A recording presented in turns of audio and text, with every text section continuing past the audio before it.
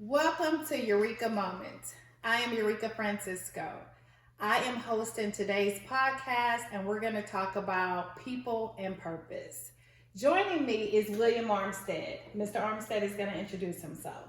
Hi, my name is William Armstead, and I hold a master's degree in sociology, as well as I hold a master's degree in counseling. I serve as a licensed professional counselor, associate, under the supervision of Dr. Ratliff. And as an associate, what it means is that I'm fulfilling all the requirements, internal requirements toward full licensure. Okay, great. So just to kind of give you guys a background, Armstead and I met in education. We're both educators, and we often meet in my office, and we have what we call aha moments. And we talk about everything about life and spirituality, religion, career. Yes. And so I thought one day, I said, many of us have had an array of experiences and have been through a lot. Sure. And we share information and we uplift one another.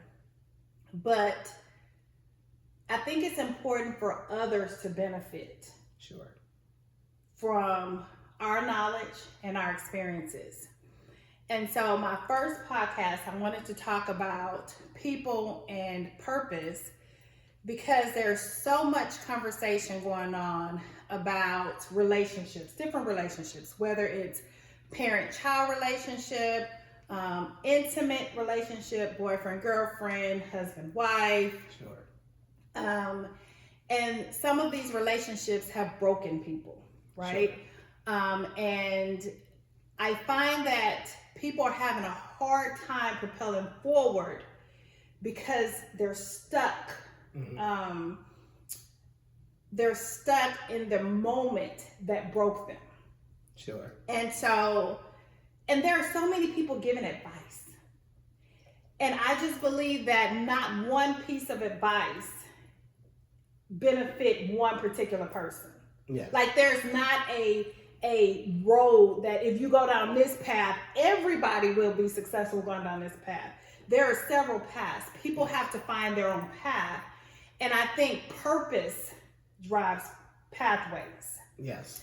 And no matter what relationships we have been in that have caused trauma or have broken us or just have given us negative experiences, or even those relationships that have provided positive experiences, if you understand your purpose, then you're able to extract the things that were not so good, the things that are great, the things that you need to change, and you can use all of those things to propel you forward.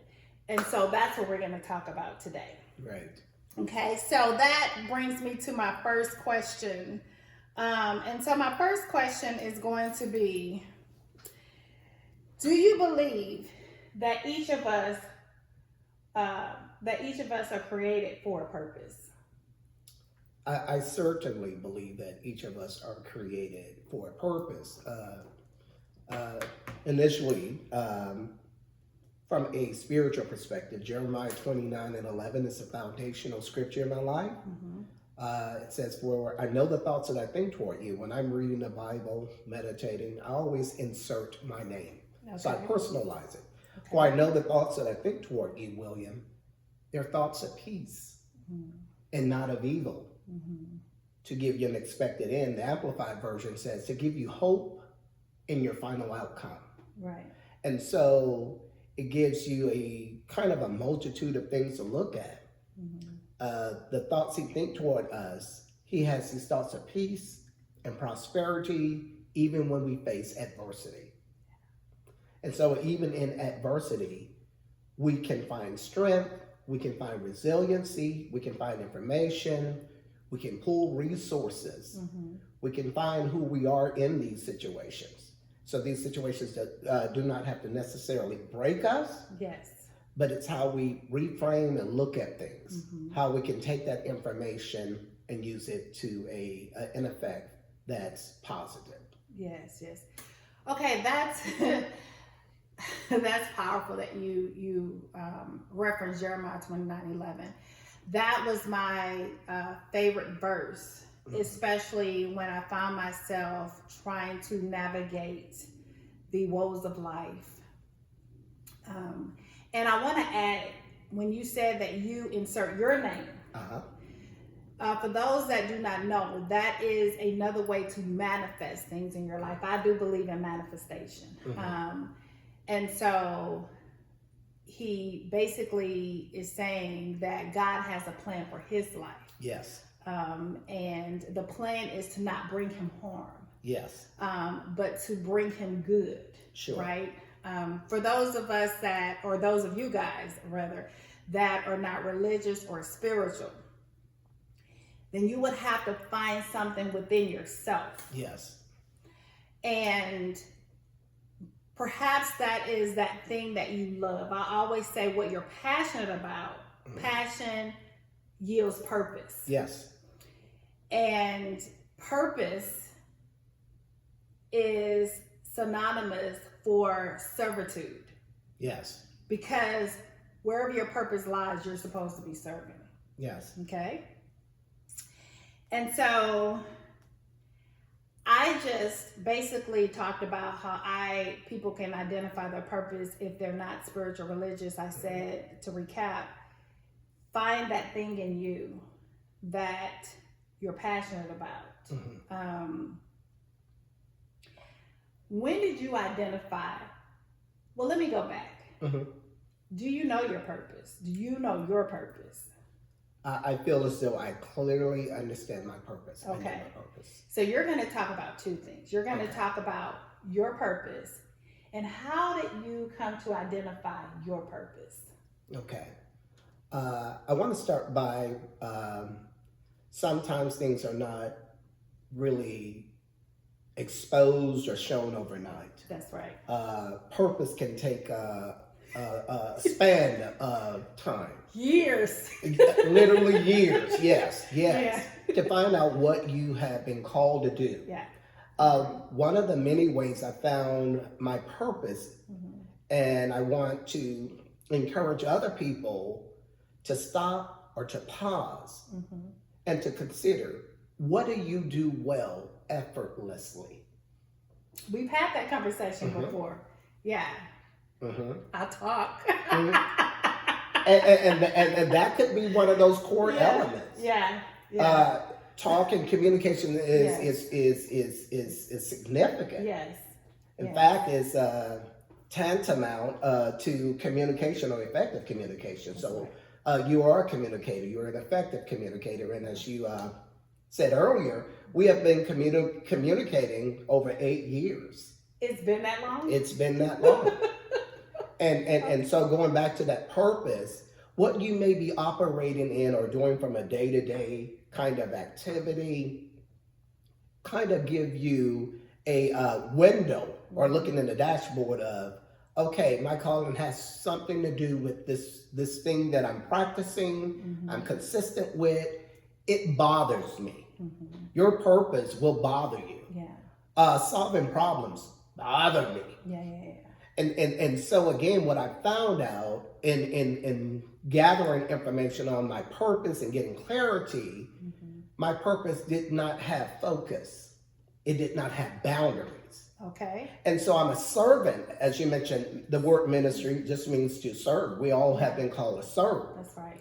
And so I would serve any and everybody and not take good care of myself. So no boundaries. That's the no boundaries. Absolutely. Okay. Absolutely. Any profession, anything that you involve yourself in comes with a set of procedures. Yes. Comes with its rules. Yes. It comes with those kinds of things that keep that field or the profession legitimate. Yes. Safe.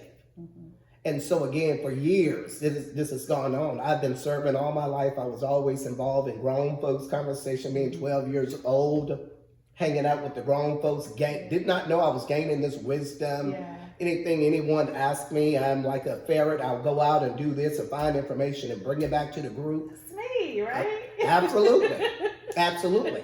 Yeah. And so write these things down. What has come to mind briefly, not to make this all about spirituality, but since that's my foundation, Right. Habakkuk chapter 2 says, write the vision.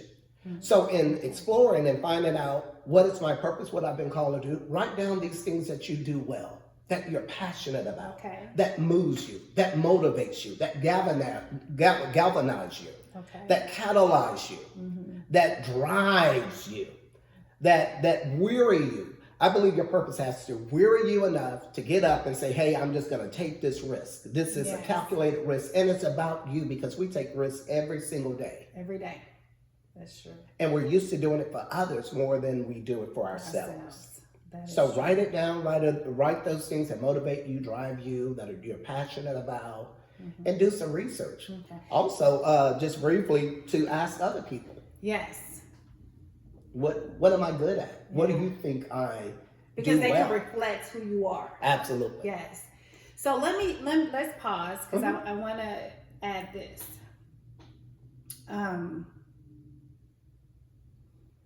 I heard you say several things. What are you good at? Okay. What can you do effortlessly? Right? What, I guess, tires you? I think that's important, because when you are passionate, you're tired, but you get up the next day refreshed and you're hitting it again. Right? What propels you, what galvanizes you, all those things are important. So I will say this: if you are in a relationship or have been in a relationship that has broken you in some way, and it has left you in a state where you cannot push forward, and you have grown bitter, you have it. I've heard people say this: all men are ... All men are dogs, all men are this, all men are that. But those statements come from a place of hurt. Sure. Then I've heard men say all women are gold diggers, all women are this and this, that, and the other. And then they start labeling certain black women are this or white women are, and does everybody just have all these labels and experiences? Comes from a place of hurt. Sure.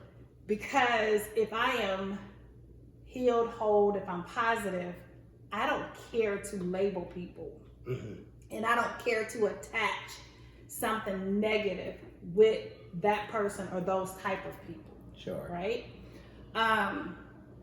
So if I'm living within my purpose and I've experienced brokenness, as I stated before, and we talked about using those experiences to then fulfill our purpose, right?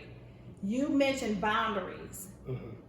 So there are two people that have to act in a relationship. Absolutely. And so no one just does something to you and it happens unless you allow it. Right.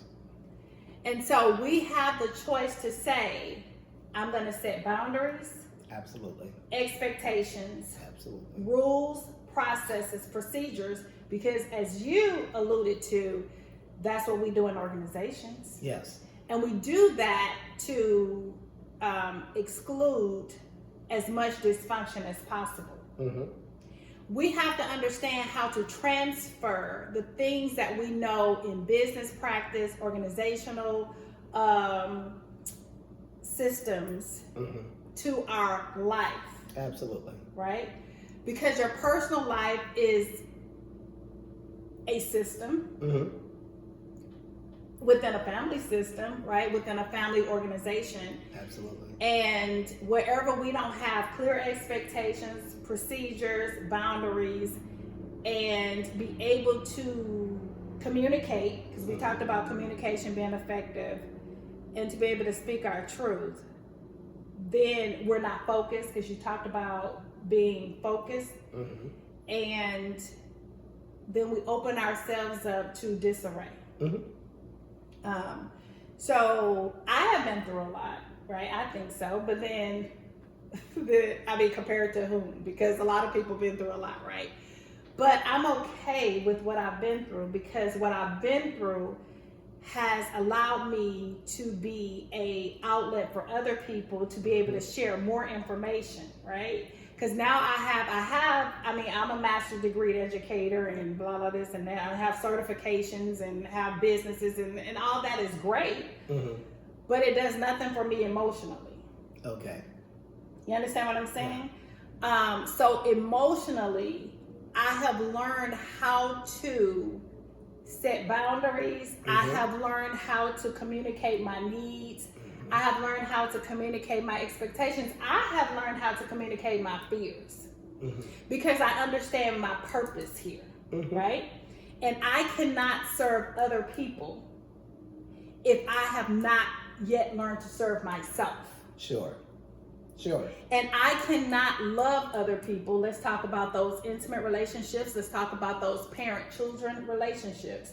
I cannot effectively love those people that are in my circle if I have not effectively loved myself. Sure. And so I think that every conversation, no matter what it is, has to begin with you as a purpose and you as a person and your purpose. Absolutely. Right? And again, to be able to differentiate how the experiences, whether they be negative or positive, work together. I know you have a scripture for that too. All things work together for the good of those that serve the Lord and are called according to his purpose. Right? Sure. So how those things are working together for us to execute our purpose. And so that keeps me from being bitter, and that keeps me from focused on what this person has done. Does that make sense? So we talked about purpose. Now, I got something for you. When I met you some years ago, so Armstead came to our organization, and he was a professor adjunct, and English was his background at that. Sociology. It was a sociology. Yes. Oh, okay, sociology. Okay, correct me because I just. That's but okay. you came. But I to, came. He Yes. came to help us with our English department. Absolutely. Okay, Yes. so. And when I met him, I study people. Although I talk a lot, I'm very observant too, right? So I study people, and it's like he's joining my department. I'm one of the leaders in the department, and so let me see who I will be working alongside. So I noticed he was Gucci down all the time, Louis Vuitton, Gucci, just very clean cut and immaculately dressed. Right? And extremely articulate. And I thought he would be a good asset in terms of maybe his knowledge, maybe setting an example in terms of his external look. But we're at a Title I school. We're at a Title I school, and we breaking up fights, and can he relate? Right. And the funny thing is, you have been the most relatable person. I appreciate it. Because he reminds me that he's from Trinity Garden. Are you from Trinity Garden? Trinity Garden. Jensen Drive, yes. Yes. He said, I'm from Trinity Garden. And he has had to check some people, adults and students, because we have some grown students. And I was able to see him shift, and that is him setting boundaries, him understanding his purpose for being there. I said all that to say this, that there had come a pivotal point where the head leader decided to move you from supporting English to supporting our most vulnerable student population. Sure. And I'm gonna let you speak to that, but I'm going to say this. I thought to myself, because we had a leadership meeting, I'm part of the leadership team, And the head leader was asking, so what do you guys think? And I said, Armstead? And all I could see was Gucci, Louis Vuitton, and he's going to support our most vulnerable population. Can he relate to them? Like, can he kind of water down his vocabulary a little bit? And change diapers. And change diapers. And oh my gosh, I just thought, I said no. My answer was no. And the leader said, why not? I said, because I just feel that whereas he's a wonderful educator, we got to put the right skill in the right positions. Sure. And she, having vision and knowing her purpose, said, I have pondered on this, and this is the decision I'm making, and we're going to execute this decision. I said, Lord, this is going to be a total disaster. At any rate, you found out your position. I want you to talk about, because we're still talking about purpose, because all this is going to come together, guys, if you just stick with us for a minute. But she told you where you would be, tell us your thoughts, and then talk about how you have served a purpose. Yeah. And how you're going to use all of that into the next chapter of your life. Go ahead. Right. So purpose and promise comes with giants in it. So these giants were the obstacles of how I saw myself. You know, the previous experiences that I had and never have worked with this particular population. Right. But I was guided. We always have to have core elements of our personality that root us, that grounds us, and I was guided by my own integrity. Okay. You said something earlier what was really, really important about transferable skills. Experience is experience, and how we transfer them and how they manifest when we need them. They become strategies and tools. Yes, I agree. And so it was very, very difficult, because I've never worked with this population before, and I had these generalizations about how this group of people or students were going to interact with me, how I was going to interact with them, and I had very little experience. But keep in mind, experience and experience. Some of the keys to it is being self-aware. Self-awareness is huge to the degree of you self-aware of what's going on the inside of you. Yes. What's going on outside of you. Yes. That's an aha moment. I'm going to come back to that. Let me jot that down, because I want to speak to that. Self-awareness. Okay. Go ahead. Which is huge. Yes. The environment that you're in, how you are feeling, checking in with yourself. And so anyway, how I kind of transitioned into that position, the institution was restructuring. And so to keep me there, to keep me employed, I had to be placed there. Right. So again, look how that purpose looked. It came with all the obstacles, all the generalization, all the stereotypes, all those things that I did not want to do. Right. But over the course of time, I was guided by integrity. I had a support group, which you were a part of that support group. I had people that could cheer me on, support me. And many visits I came to your office. Yes. Nearly in tears, in frustrations, but going back to adversity. And I'm not saying working with this vulnerable population was adversity.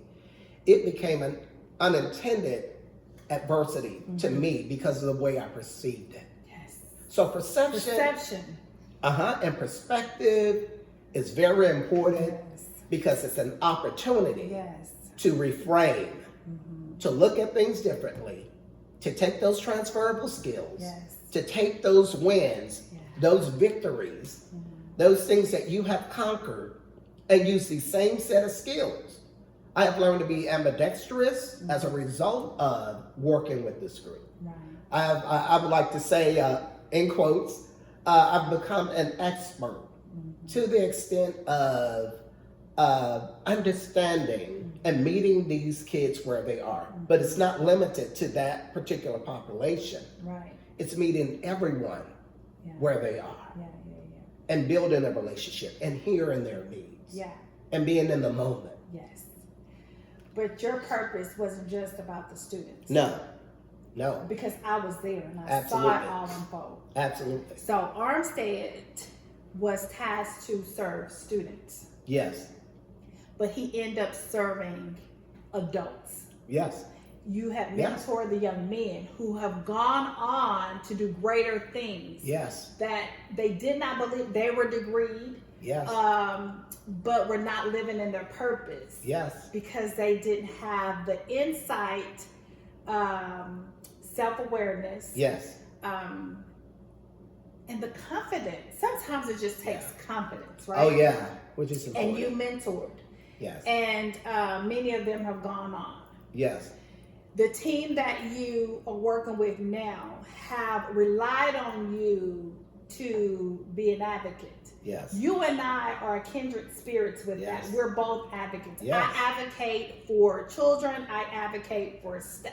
Yes. I advocate for what's right. I don't care who you are. If you're a parent, if you are a colleague, if you are a student, if you are even my boss, if you are right, I'm with you all the way. Let's do it. Yes. Because at the end of the day, what's right is fair. Yeah. And what's fair is right. To me, Yeah. that's synonymous. Yes. Self-awareness. Mm-hmm. So, because I talked about sometimes people have been broken Yes. by relationships or Yes. experienced trauma, things of that nature. And we talk about healing. People are always saying you should heal, you should. I don't know, me personally, I don't know if there's a beginning and an end point to healness. I think that there's what we call being self-aware. Mm-hmm. Because put in a certain environment, you can still be triggered, but how Absolutely. do you handle that? Yes. Right? Which is important. Which is important. So your self-awareness, your perception allowed you to support your team members. When you really went there to support students, you end up supporting staff. Absolutely. We talked about in the latter years, us outgrowing our positions. Yes. And let me say this. You can outgrow a position and you can outgrow a person. Sure. And it does more damage to stay in situations that no longer serves you and you are no longer being of service to. I need you guys to let that sink in. And so I had got complacent because I'm just natural at what I do. I connect with people. I'm a leader. I'm just a natural leader. You are a natural leader. You connect. We're effective communicators. And so, and we know the work, right? Yeah. And so my job had just become so second nature. I could do it in my sleep. And we talked about it's so much more. Well, you actually came to me and you were like, look, you need to move on. And I'm like, I have 6 years, guys. I have 6 years before I could officially retire. 6 years. I can just do this. I mean, I already work at for a university, as you have. I have this job. I'm an administrator, do some leadership things in the summertime. So I'm using all my degrees and certifications. Sure. I don't care to do anything else. But, and this is important, when you are to move on, your life is going to be shaken up. Absolutely. And we take that as, oh my gosh, this is such a negative experience. Whether that be in a relationship. So if you are in a relationship, you kind of know it's time to move on, but you're complacent, and so you're not really doing anything, and this big thing happens. Cry about it, do whatever you need to do, but that is that thing that is probably shaking you to say it's time to move. In our situation, in our career, because we work for the same organization, something happened to many of us. Sure. And it had shaken us up. Sure. And then we decided, we didn't even talk about it, but we had talks after the fact, after we found out what, we were just talking about things. And then in that conversation, we found out that you were looking to do other things and I was looking to do other things. Absolutely. And we both got those things that we were looking for. So we're both leaving our organization to take on other opportunities and to positively impact other people. Absolutely. But we probably would have sat maybe another year or two had we not gone through what we had gone through, which was not a great experience at all. Mm-hmm. Sometimes what you're going through is not meant to break you. Right. It is your perception. You Yeah. talked about the word perception. It is your perception of what it's doing to you. Right. It may be that very thing that's saying, look, it's time to pack your stuff and go. Absolutely. Whether it be pack your stuff, I literally pack my stuff. I don't know if you know, I might clear my office. Whether it's pack your stuff in an organization or pack your stuff in a home or a relationship, pack and go. Mm-hmm. Right? Mm-hmm. Because there are new opportunities always waiting. Absolutely. And you take with you not the baggage from the experiences, but the lesson learned, you take that with you. Mm-hmm. And that's where you begin to, in this new situation, I'm going to start off setting boundaries. Absolutely. Setting expectations, communicating my needs and communicating my thoughts. Mm-hmm. And so that's what we are. And so with that, let's move on to this question, okay? Because I hear a lot of conversation about this. Do you believe, now these are our opinions and our experiences, and so even though he's a licensed professional counselor associate, this is not a therapy session. Right. So Not meant to diagnose or to treat. I have to say that because when you're credentialed, it's Sure. important that people understand that. Sure. But your opinion, do you believe that you can be of service to someone in a relationship? And I'm talking about intimately. So, because we talk about, society talks about, you've been broken, you've experienced this, you need to be by yourself and heal. Mm-hmm. And remember I said, well, healing is about self-awareness and putting some tools in place and boundaries and expectations and things of that nature. But do you believe that you could be in a relationship and not, for the lack of what people say on social media, not be healed? Can you be in a relationship and not Can you be in a, okay, no, because everybody can be in a relationship. Sure. Let me revert that. I'm glad you I picked up on that. Can you be in a relationship and thrive through your brokenness? Through your brokenness. Yes. And looking at the term brokenness, it's a relative term. Brokenness could mean a myriad of things. I'm going through some brokenness even right now, but the brokenness is the loss of loved ones. And so going back to communication, and even to introduce self-identification, who you are adjacent to everyone around you. That takes a lot of courage because we are largely, as human beings, we go along with the group because we believe the group is more informed. Yeah. And so that self-identification and going back to self-awareness, what is it that you want at this time? And that becomes one of the probably bigger challenges, and I do believe in journaling and writing it down. Okay. Yeah. Because what you want could have and can change from what you have had. Because it may not sate, it may not satisfy anymore. So you need to be present in the moment and find out, what is it that I want right now? I feel broken, being able to identify that brokenness, being able to identify the limits of this brokenness. Is this brokenness, or does this brokenness impact my communication? Yeah. Does this brokenness impact or disrupt my everyday living? Does this broken, and so you need, we need to do a self-exploration of who am I in this moment and what is it that I want? Yeah. And the challenges that I'm facing, you don't make it an island. You mentioned the word vulnerable or being vulnerable, using self-awareness. Who you may be dating, are they self-aware?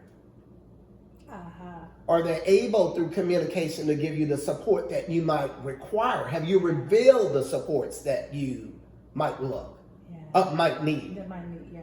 So you might say, well, I need love. Well, how does that look? We need to flesh that out. I need you to talk to me. How does that conversation look? You know, are you doing all the talking and am I really listening? Right. How does that look for you? Yeah. And so peeling back the layers of the onion and really getting to the root cause of your brokenness and understanding what is it that I need. Yeah. We use the word triggers.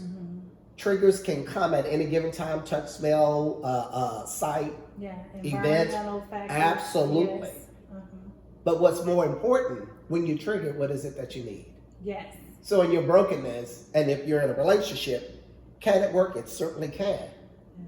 When two people agree upon what does it look like. Yes. And they agree upon, I'm going to support you, or I cannot support you. If I cannot support you in this area, is there someone else that can meet that need that it does not detract away from what we have? Because relationships is about intimacy, and we're not saying physicality. It's about all those things that are important to the two of you all. Absolutely. Yes. Which introduces, absolutely, which introduces social emotional intelligence. That's right. That's right. Being problem solvers. So what I would say is, I agree with everything you said, and to add to that is that I have seen people be single forever, and many people are not. Well, I'm not going to say many. Let me retract. Some people are not single because they want to be. Some people are single because they have not found a suitable mate. When you are by yourself, you don't really know what necessarily triggers you or areas you need to work on. It is being in a relationship with someone else. You know, like if I'm in a relationship, I mean, I live in this house, right? Somebody comes into my home, it's like, this is my space.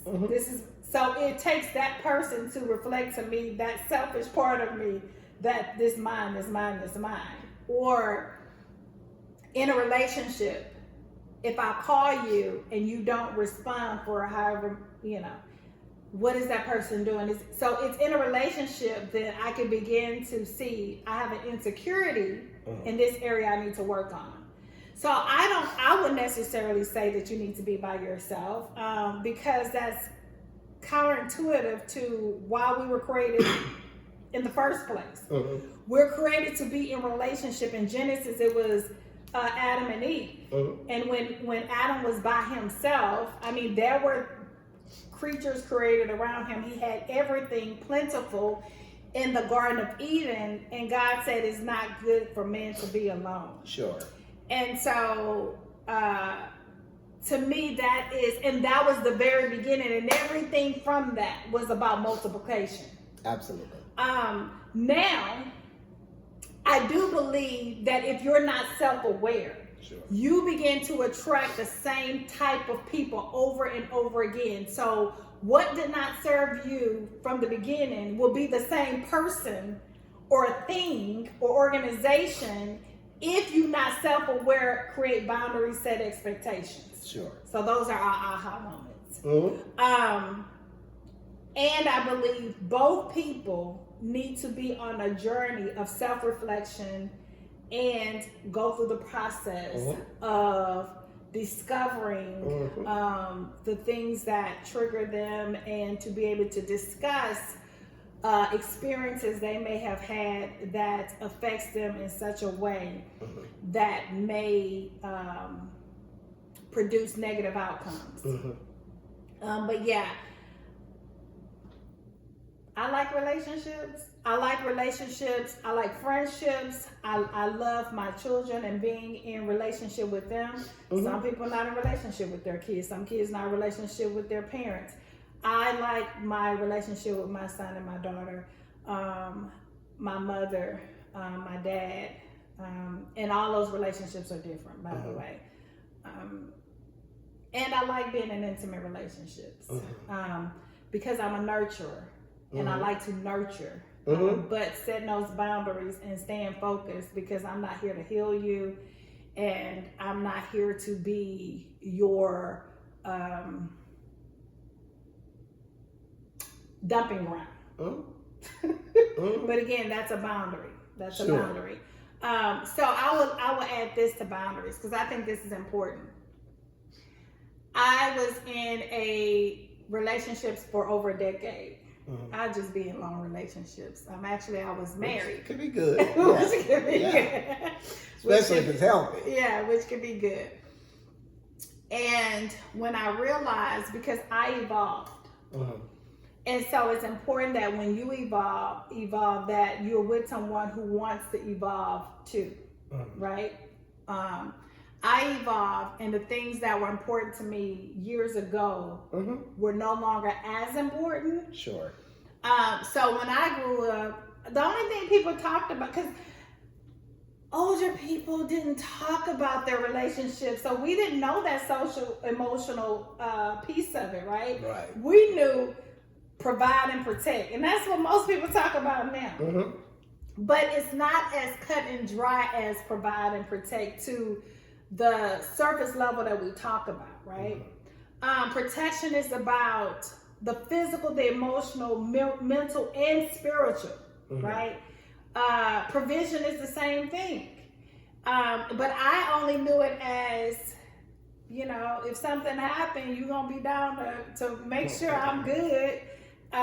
Or you're going to provide a roof over my head. You're going to provide food on the table, right?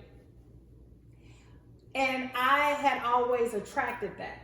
Everybody that I have ever been in a relationship with has been 6 figures or close to 6 figures. So when people say, I can't find that, that has not been my story. But my story is emotionally, mentally, spiritually, I needed a need met because I began to understand my purpose. See, I didn't know my purpose back in the day. Sure. Yeah. But when I started understanding my purpose, I realized that I needed to be fed in a way that this person can't feed me. You needed more. I needed more. And it was my son we were going through this battle, and my son said, Mom, the problem is that you don't set boundaries. My son was, I want to say 15 at the time. And I said, with 3 degrees, I said, how do you do that? Sure. And he was like, it was a look he gave me. He sat down next to me. He said, Mom, I don't even understand the question because you raised 2 children that are, for all intent and purposes, great kids, independent, have healthy relationships with people around them. Sure. Have never gotten in trouble. You set boundaries with us. And then he would give me examples of what those boundaries look like. He said, so you don't know how to set them with other people? And I said, well, Braylon, my son is Braylon. I said, well, yeah, but no, actually. I said, you guys are children, or you were children. And he says, Mom, boundaries are not about parent-child. Boundaries are about people versus people. So I said, but how do I get him to do X, Y, and Z? He said, you don't. And I want to make that clear. Boundaries is not about getting somebody else to do something. Boundaries is, an example that my son gave me. You guys having a serious conversation that starts triggering. His voice goes up. If you continue to your volume continue to rise, I'm going to end this conversation. Okay, you said that's the boundary. But I didn't know that, right? I mean, I know that sounds simple, but I'm just being honest. So I started to do that. I walked away. That conversation was up because you can't make me talk, right?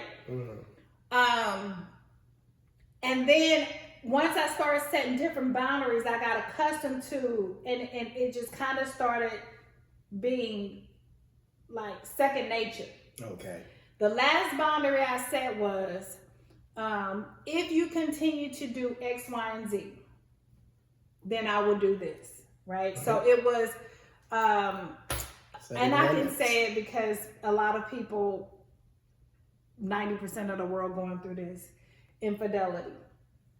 If you cheat,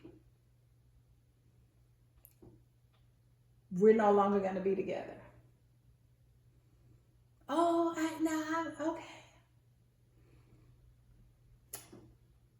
You cheated? He said, can we talk about it? I said, you might as well go file for divorce.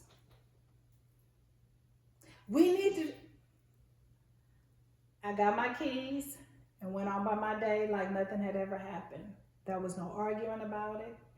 There was no going back and forth about it because I had a resolve that once I set a boundary, it is what it is for me. Later on, as we closed that chapter and we became speaking terms and we're very cordial with one another, we check on one another, whatever, I feel that I set a standard of respect. Okay. I couldn't make you not do this, but because I respect myself, I'm setting a boundary. And in the end he said, I respect you for doing that. You know, if you ever need anything, call me. Does that make sense? I think sometimes we're afraid to set boundaries because we're afraid of the outcome. Sure. Right? And we don't know the need for them. Right. We don't know the benefits of them, much like you said, Braylon set a boundary with you. Yes. The problem is that when you do not set a boundary, because you're afraid of the consequence, you betray yourself. Sure. And I don't know if people know how that feels. I know when I'm betraying myself, and that is a bad feeling. And if you betray yourself, you'll betray anybody. Because you gotta love yourself, respect yourself, right? And be loyal to you first. And getting there. I mean, that's really, really huge. Yeah. How do you really get there?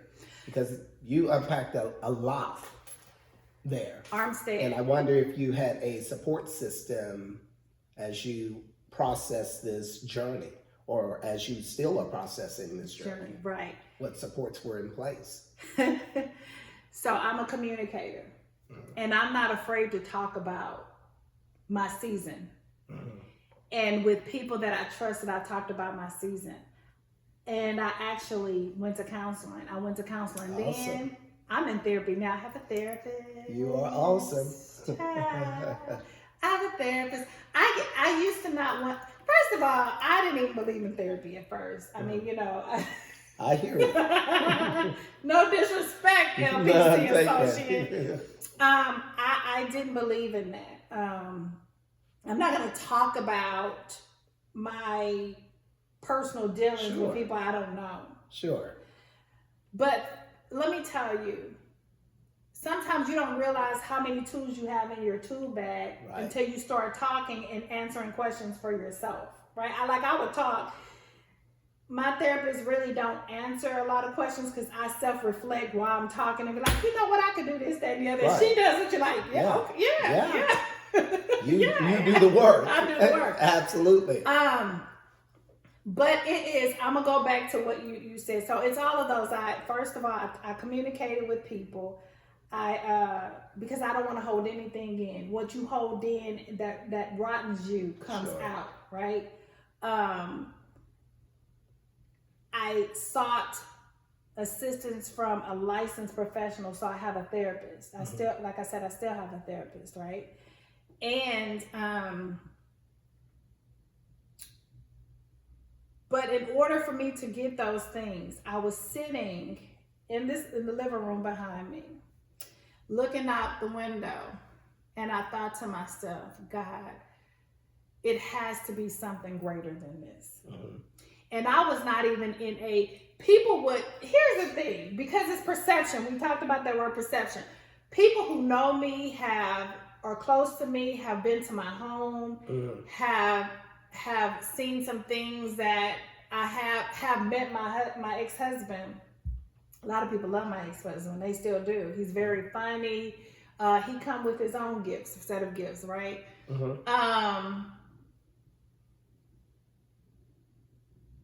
They would trade the world to be in my shoes. For what they see. For what they saw. Right, on the surface. But I was sitting here thinking there has to be something greater. Because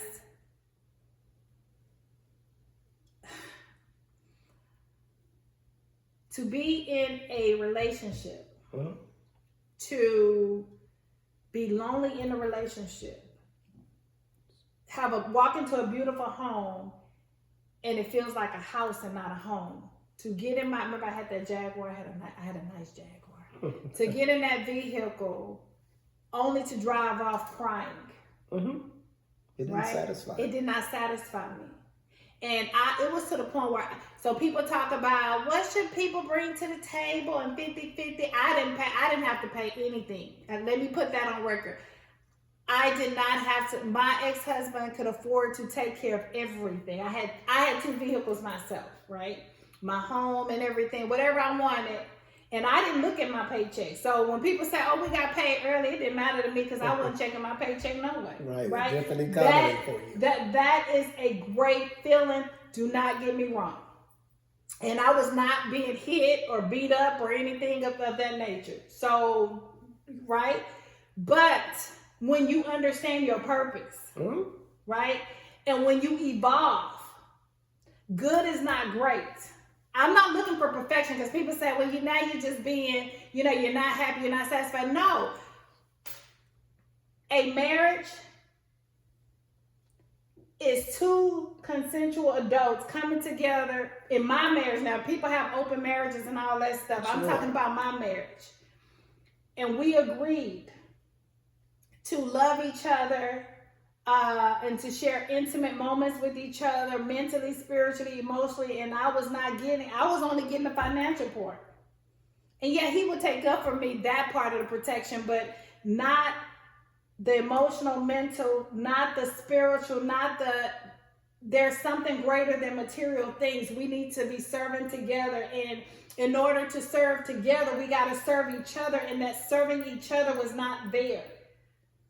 And you're not going to be disrespectful. To me, if I don't agree to you going out there having another relationship, then that is disrespectful. I would not let somebody disrespect me, and I'll be okay with that. That is just like, and I'm going to say this. Bringing something to the table, because I know that's a hot topic. Whatever that something is. Listen. I don't have to bring anything because I am that table. When God said that is not good for man to be alone, and he created me as a woman, I represent women. When he created me to be the helpmeet. So whatever deficit my man has, here I am. That is the table, right? Because I know that you, your money, whatever you thought you brought, is not going to be sufficient, right? When we're at the table and you're not feeding me the things that I need to do to have in order to fulfill my purpose. So I was like, God, I'm feeling these emotions of loneliness. I feel like I want to serve you, but I am struggling in my relationship with infidelity and connectivity and intimacy. And that is important to me. And people are suffering holistically in life because those are the things or the areas that are not being met in their life. When children have problems with their parents, it's because those parents did not connect with them on an intimate level that supported them emotionally, mentally, spiritually, physically. Sure. They did not feel safe. So they grow up to be adults who cannot provide that to other people, who cannot provide it to their own children. And we see that even in our community in which we serve, right? And so, no, I'm not going to sit back after we've had conversations, after we have went to counseling, and you continue behind my back to tell me, no, in front of me you were telling me, oh, you making steps to do better, but behind my back you had not changed. How dare you, right? So, now I'm having to do all the stuff by myself, which is a whole nother situation. So I'll be taking donations. No, I'm just joking. But I'm so much happier, right? Because I have let go of something that no longer serves me to be available to something else that can now meet me where I am now. Does that make sense? Sure. I have a question based upon what you just, few points that you made. Okay. And since you're speaking to a broader audience, what would you say people could do as first steps if they don't have the economic experience that you have had? How have your brokenness brought you to wholeness today? Who you present yourself to be today? So what advice could you give those people whose economic system is not as such as yours, and they're in that same kind of brokenness, because we were talking about initially about working on that road and that journey to healing. Right. Yeah. No, I'm following you. How are those steps the same, or if they're different, or what could someone basically do? So let me say this, because I am a person that don't want anybody to perceive me as I have arrived,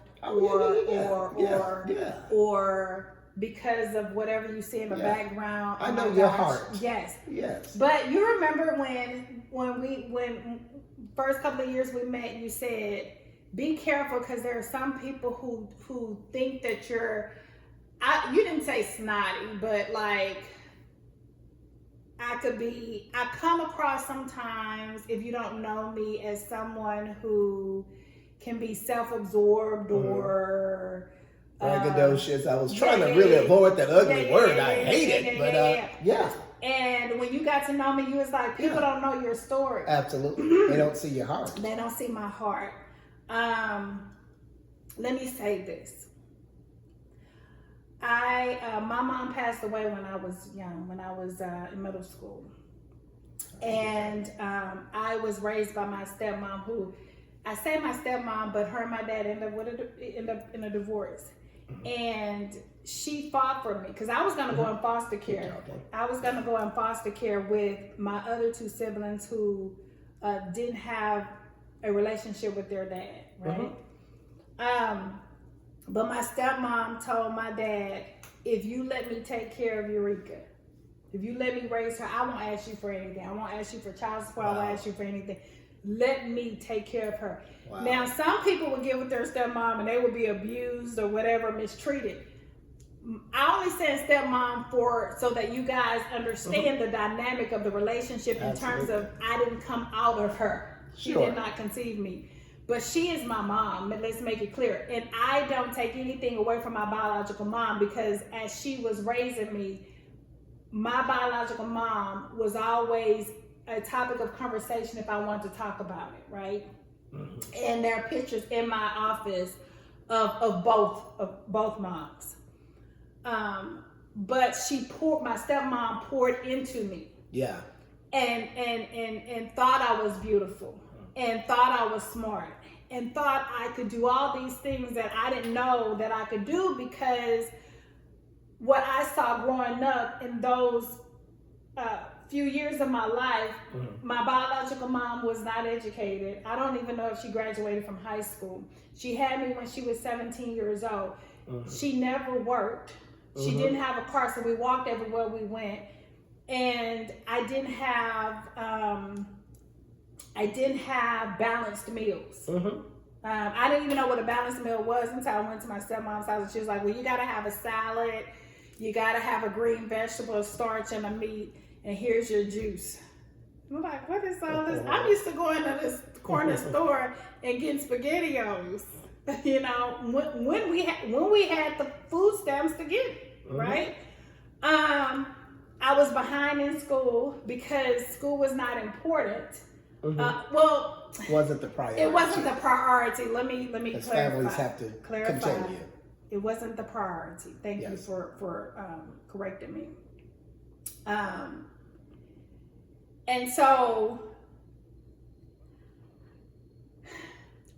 I would visit my biological family, who the majority of them was still in that same boat, were teenage pregnancy, school was not a priority. But in my step family, like everybody was educated, everybody were homeowners, so I could see both sides, and I just made a decision that life is gonna be hard anyway. Like life is not easy. Life is a journey. It has obstacles. But which path of this life do I want to take? I'd rather at least be over here than to be over here. If I'm going to struggle anyway and have woes, I need this economic thing to work out for me, and I need focus and I need vision, and this family offered that to me, right? And so, but even going down that path, because of things that I couldn't even process as a teenager, it was difficult because I'm trying to navigate and don't have all of the emotional, mental resources and the capacity, right? Because I'm still stuck with, but that's my biological family. You understand what I'm saying? But going back to you saying to look inside yourself. What am I passionate about? What am I self-aware about? I do have some awareness. I knew I wanted to be something. And I knew I wanted a certain lifestyle. I couldn't articulate what that would look like. Sure. And so I took the path to go down that journey, right? Of course, I had a family who had already, my stepmom graduated from the University of Houston. She's a cool girl, go Cougs. And so she was a good resource. Sometimes you don't have family members that are resources. Sure. Sometimes it's somebody, a neighbor, or it's somebody who is in your organization. Absolutely. But what you cannot do, again, you cannot walk this journey by yourself, because I am open to having conversations. There's always been someone at each stage of my life to grab my hand and say, hey, look at this possibility. Yes. And that's how I know that's my purpose, because my purpose is to pay forward. So I tapped into resources even outside of myself, right? Because that's what you need. In addition to that, I didn't do what was easy. It's easy to stay in situations that are familiar to you. I said, this is gonna hurt now, but if I stay the course, the outcome on the other side will be much greater, right? Sure. So relationships, using those as sources. People, when I say, I'm not talking about boyfriend, girlfriend, intimate relationship, I'm just talking about co-workers, colleagues, professionals who could assist me. In your orbit, yeah. Communicating, putting it out in the atmosphere. Manifesting, I manifest stuff. I didn't even know what manifesting was, but just like you, I will put my name into a sentence and say, Eureka can do this, right?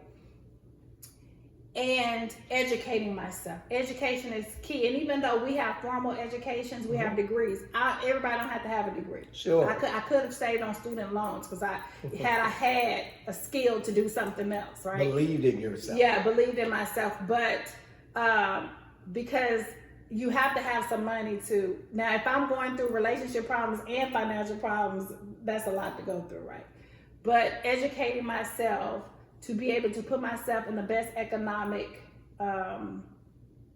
arena possible, right? Mm-hmm.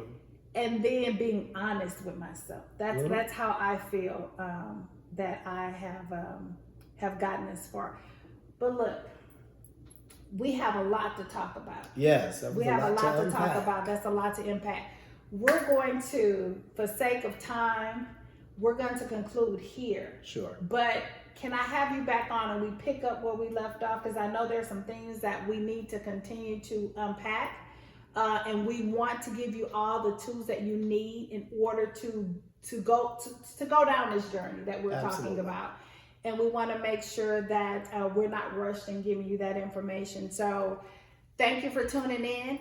Armstead is going to be back with us for part 2 of this.